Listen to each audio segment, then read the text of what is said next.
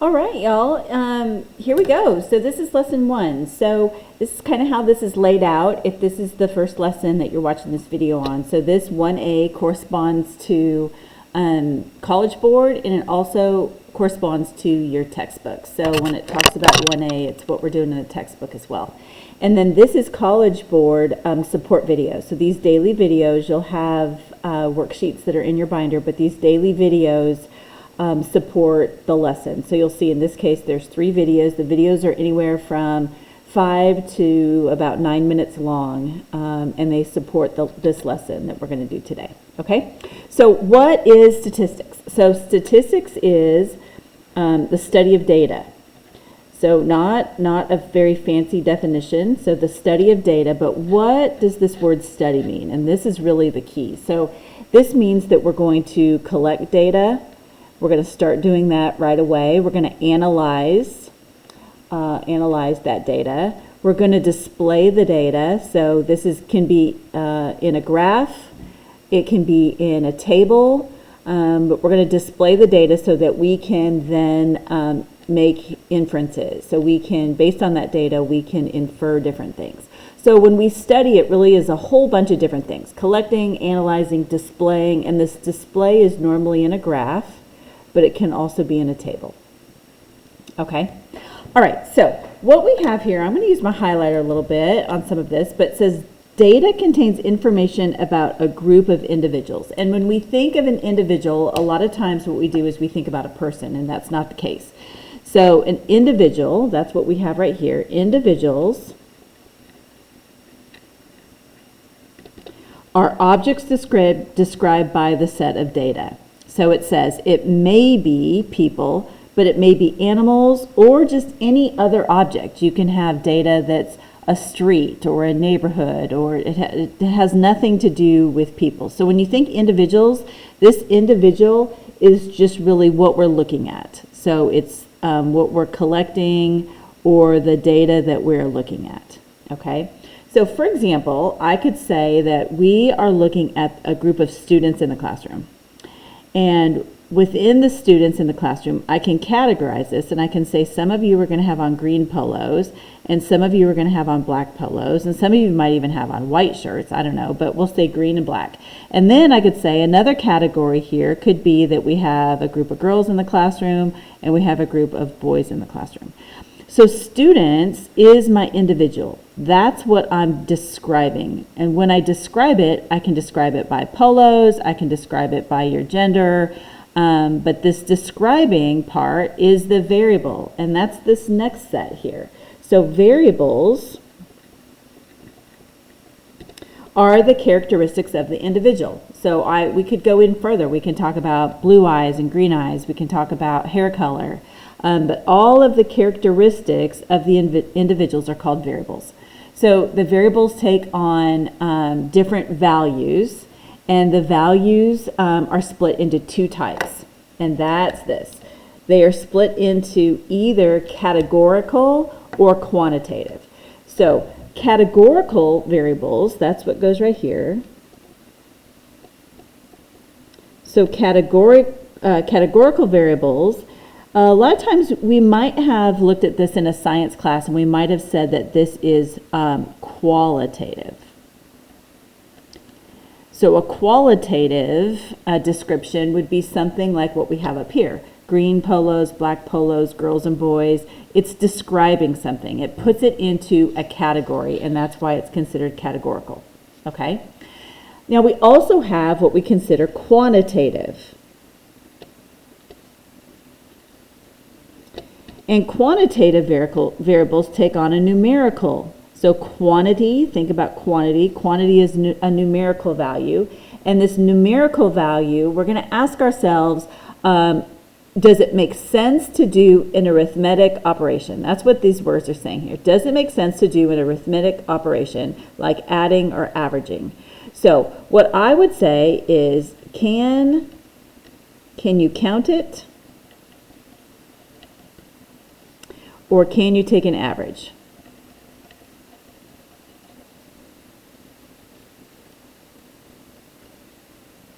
And what you'll see I have down here on the bottom, I'm going to go ahead and highlight it right now, and then we'll come back to it. Just because it's a number does not make it quantitative. So for example, if I'm going to count things in the room, that's going to be a number. But something that is not, that's a number, but is not quantitative could be something like a zip code. I can't count a zip code. I can't take an average of a zip code. If I look at your zip code, if I take an average of it, it's not going to make sense anymore because the zip code's not going to be the same. So a zip code is something that is actually categorical. It would be the same thing with a phone number or even an area code. So let's get some specific examples up here. Hopefully I've given you some so that you can see this, but within these variables we have categorical and we have quantitative. So let's start with categorical, categories. So a few things that we've already talked about. So maybe gender. So are you a boy? Are you a girl? Color is always something that would be categorical. Size could be categorical, and that could be small, medium, or large, something like that. Let's see, another one could be your grade that you're in right now. And so we can say that we have juniors and we have seniors in here, but we can also say that your grade in school could be 9th, 10th, 11th, or 12th grade. So again, this is a number, but it's categorical because I wouldn't say that I wouldn't take the average of these grades, right? I wouldn't say, if I took everybody in the classroom, I wouldn't say that you would average to be 11.2, right? You're either in 11th grade or you're in 12th grade. Another one that we're going to work on today is actually your political party. P-O-L-I-T-I-C, political party. It's a category. Okay. Another thing that we can do is the city. Do you live in Frisco? Do you live in Salina? Do you live in Prosper? Where do you live? So that would be another category. Okay. Now over here we have quantitative gets actually broken out into two things. We have a discrete number and we have a continuous number. So if you remember back into your algebra classes, something that's discrete, if it's discrete, it would be a whole number. If it's continuous, it's going to consider fractions, and remember decimals are fractions, so a continuous thing would be fractions. So here would be an example of this. If I asked you how old you are, normally what we would say is you're 16 or 17 or 18, and we would say you're 16 or you're 17, maybe somebody's 18. This would be something that we would see as discrete. Normally when somebody asks you how old you are, you don't say 16 and 3 months. Now, if you're a baby, we do this all the time. We say, oh, they're 36 months, right? But when you get older, we just say, oh, I'm 16 or I'm 17. So that would be discrete because it's a whole number. So some other things that would be discrete is if I asked you how many pets you have. That would be numbers, right? But those would be whole numbers. Another one would be something like blood pressure. So if you think about your blood pressure, if you know anything about blood pressure, you have two numbers. So you have a number on the top, like 130, and you have a number on the bottom, which is 72. But those two numbers are independent, and those two numbers are whole numbers. Another one would be how many siblings do you have? You wouldn't say that you have 2.5 siblings, right? Doesn't make sense. Okay, so then we have continuous. So these continuous numbers are things that can be fractions, and normally we find these by averaging. So if we take the mean or we take the average, then we would have a number here that would give us a fraction. So for example, one would be your weight. So if you get on the scale doesn't say 142 pounds, it would say 142.3 pounds, right? We do the same thing with height. You're not 5 feet, you're 5 feet 10, or you're 6 feet 2, right? So we have more than just a whole number. Another thing that we do often that's continuous would be something like time. You know, we ask, how long does it take? Well, it might take 1 hour and 23 minutes. So this could say 1 hour and 23 minutes. Well, I can turn this into a decimal, right? So these are all things that would be continuous. That means any fractional point here where we have a decimal would give us a continuous quantitative variable, okay? So let's go down here. It says that discrete variables, we just talked about that. Discrete variables are numerical values where counting makes sense. In other words, decimals would not be an appropriate way to record the data, okay? And so normally what happens is we have gaps in the data when we do this. So if I look at my age thing up here and I say 16, 17, 18, and I go back and I look at this data, well, this area, hold on, let me get a different pen. This right here, this would be a gap in the data, right? So if you look at your age and then you put my age clear out here, right? I've got this huge gap that's in this data, right? This is a great big gap that's in the data. And that's okay. We're going to talk a lot about gaps in data here later next week. But what happens is we've got all these whole numbers, but we can have a little gap in the data or we can have a big gap in the data.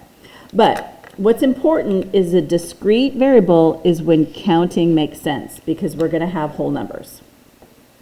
All right? Okay, let's flip it over. Numerical values where decimals are appropriate. We just talked about that up above. And that would be our continuous data.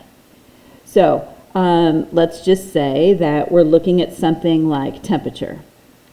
And if I look at temperature, it could be 80 degrees, it could be 81 degrees, it could be 82 degrees, but it can also be 80.5 degrees or 80.3 degrees. So what happens is we could have a graph that looks like this and it includes all this other data.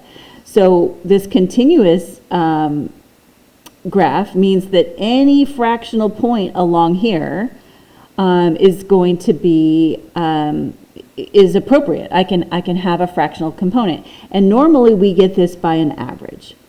And so what you'll see is what is the average temperature in the month of May.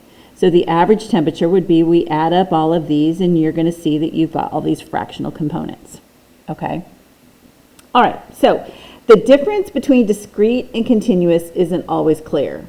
All right, so and we talked about this just a second ago. For instance, age, is age continuous or discrete? So you use whole numbers to describe it, but it can be measured with a decimal. So you have to look at the context to make sure that you're using it accurately. So depending on the context of the problem, you could have some numerical values that are both continuous and discrete, okay? All right, so let's practice this. So we have this problem right here, and it says this table displays information from 10, that's important, randomly selected airports from around the world. So here we have the airport name, the elevation, municipality, the country, the radio frequency in megahertz, how long the runway is, and what the runway surface is made out of, okay? So what's really important is as we identify, and that's the objective here, is we're going to identify things. We cannot shortcut. So I know, especially in math, we tend to abbreviate often, and on the AP test, I'm going to make a note right here, AP test, we cannot abbreviate. Okay, so identify the individual. So remember, the individual is what all of the variables are describing. So here, the individuals are 10 random airports. The individuals, 10 random airports. That's what all of this data supports, okay? So then, within this, we have our variables. And if we look at what our variables are, the first thing that we're going to have here is the elevation. So elevation would be one of my variables, and the elevation is in feet. So the unit is important. Right? Then we have the municipality. Now, you're going to find throughout this year, I'm an awful speller. I'm going to spell things wrong all the time. And so for me, I would tend to abbreviate this city. But since we can't abbreviate, I have to use this word municipality. Okay, what country is it in?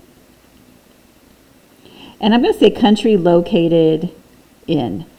And what you're going to find is as we get into this more and more in AP, sometimes just the title itself is not enough. We have to say a little bit more about this. So here, it's not just the country, but the country that the airport is located in. Radio frequency. And our radio frequency is going to be in megahertz. We have the runway length. And that's going to be in feet. And then I have the runway surface. And the runway surface here is going to be either concrete or asphalt, it looks like. Okay, so these are all of my variables. The next part of this question, though, says classify each variable as categorical or quantitative. Okay, so I'm not going to rewrite them. I'm just going to say if it's categorical, I'm going to do a C. If it's quantitative, I'm going to do a Q.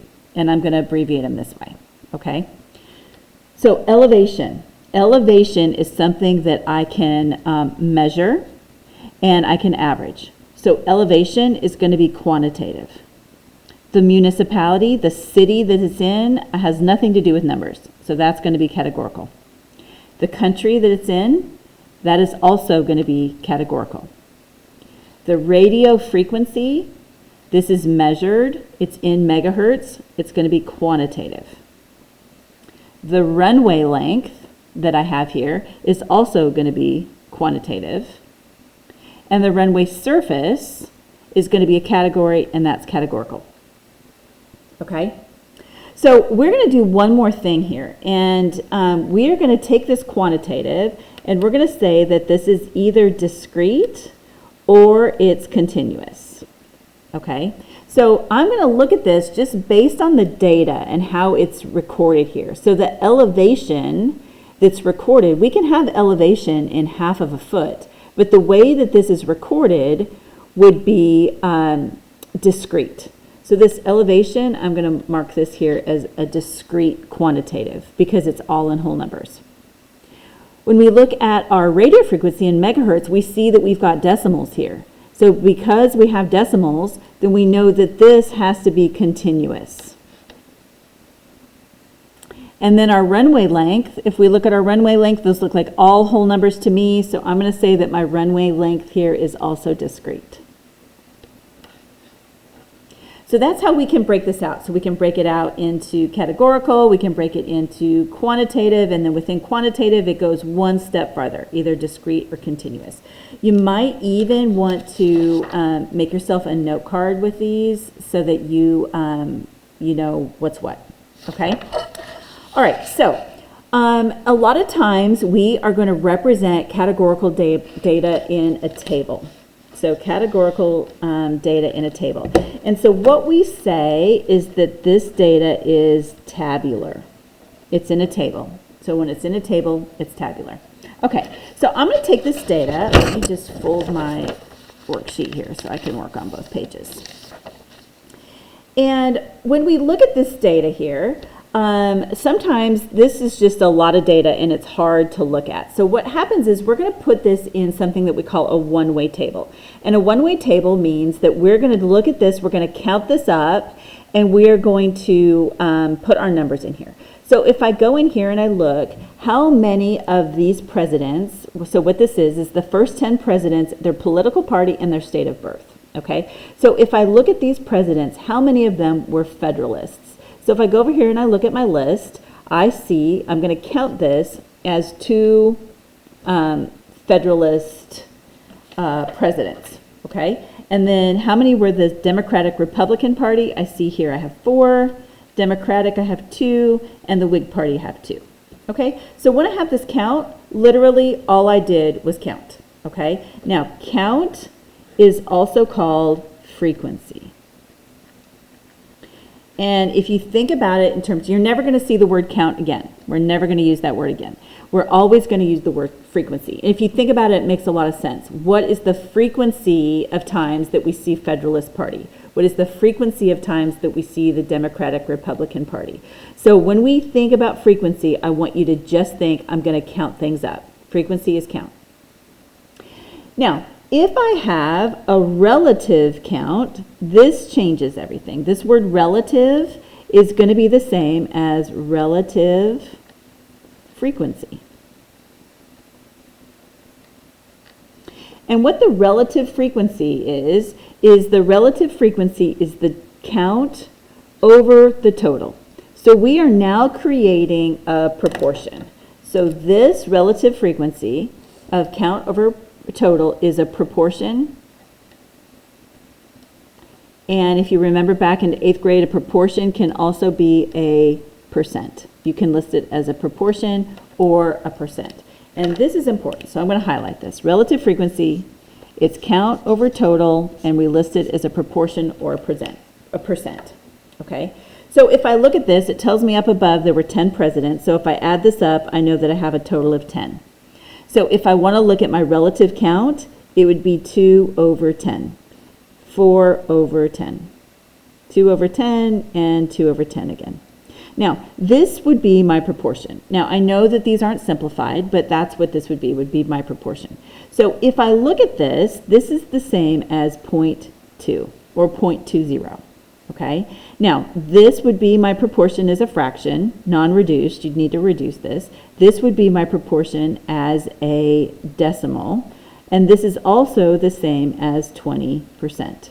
Remember, you take this number, you take your decimal and multiply by 100. Okay? So this would be the same as 0.4 or 40%. And then we've done this again, 0.2, which is 20. And this last one, I'm just going to list this as 20%. Okay, I'm going to pause the video, and I want you to go over here and look at Virginia, look at the states of birth, and look at the frequency and the relative frequency now. And when you're finished, go ahead and unpause the video and check your answers. Okay, so here's what you should have. And I just listed this as percentages. Okay, so if you think about our definition was we're going to make some inferences, we're also going to answer some questions, and that's what this is. So we're going to take our table here, our frequency tables, that's what these are, frequency and relative frequency tables, and we're going to answer these questions, okay? So the first one says, is the majority party the Democratic Republican Party? So if I look up here, I see Democratic Republican Party is 40%. So 40% is the largest. But the majority party, majority means it has to be 50% or greater. So the answer to this is actually no, it's not. It is the largest representative. Largest representative. Gosh, why am I struggling with that? It's the largest party that we have up here, but it is not the majority party. So it's largest, but not the majority. Okay. Is the majority birth state Virginia? Well, if we look over here, so this is 60%. So 60% were born in Virginia. So yes, it is the majority because it is greater than 50%. Okay. And they trick you like that always. This is a great example of this. So this is not the majority, even though it's the largest, because it's not greater than 50%. But Virginia is because it is greater than 50%. Okay? There are the same amount of presidents born in Massachusetts as New York and South Carolina combined. This should probably be are there. Are there the same amount of presidents born in Massachusetts as New York and South Carolina combined? Well, let's look at that. So, number of presidents born in Massachusetts is 2, and the number of presidents born in New York and South Carolina. So New York and South Carolina would be 1 plus 1, which is also 2. So yes, this is true. Okay. We can represent categorical data in a frequency table or a relative frequency table. And you're going to see this is going to be so important, this whole unit, okay? So counts, we just talked about this up above, counts are the frequency, okay? And relative frequencies, which are the percentages and proportions, can be used to justify claims for data. Now, this is what we just did up here. This justify claims in data. So here we said no, and here we said yes, but what we did is we looked at the data from our frequency and relative frequency tables to say yes or no. Okay? Frequency or relative frequency charts represent categorical data. So we took the data, we counted everything up, right? And because that's what this is. So, in fact, let's do this really quick. So it says, here are the list of 10 U.S. presidents. So what is my individual here? The individuals would be the 10 U.S. presidents. And my variables here are going to be the political party. So this is going to be the political party and the birth state. And both of these, let me add on to this, both of these are categorical. Okay? All right, let's keep going. So we can also do something where we have something called a two-way table. And two-way tables are super common when you've got a bunch of data that is being compared.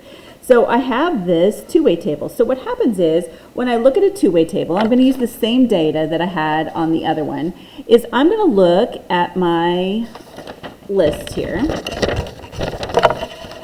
of my presidents.